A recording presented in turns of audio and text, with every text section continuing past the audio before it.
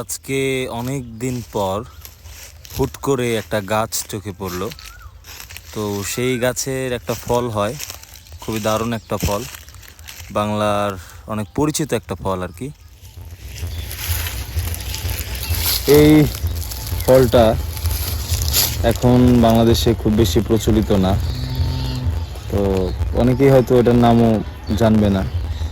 জসীমউদ্দিনের একটা কবিতায় এই ফলটার নাম আছে, আসমানিরে দেখতে যদি তোমরা সবে চাও, রহিমউদ্দির ছোট্ট বাড়ি রসুলপুরে যাও।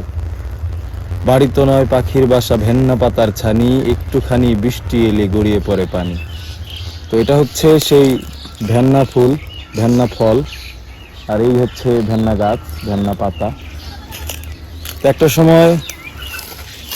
সময় এই ফল খুব প্রচলিত ছিল এই অঞ্চলে, এবং এটার ভেতরে যে বীজ হয়, এই বীজ আসলে মানুষ তেল তেল হিসেবে ইউজ করতো। এটা মানে ভাঙলে এক ধরনের তেল বের হইতো, যেমন সূর্যমুখীর তেল, সরিষার তেল, সয়াবিনের তেল।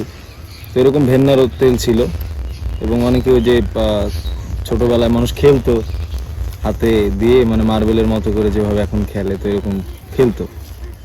তো এগুলো আগের দিনের মানুষ যারা, তারা এটার সাথে অনেক বেশি পরিচিত, কিন্তু আমাদের মতো এই যুগের যারা, তারা অনেকেই হয়তো এটা চেনে না। আর এই গাছ সচরাচর এখন নাই বললেই চলে, আমাদের আশপাশে একেবারেই নাই, হঠাৎ দু একটা গাছ দেখা যায় আর কি।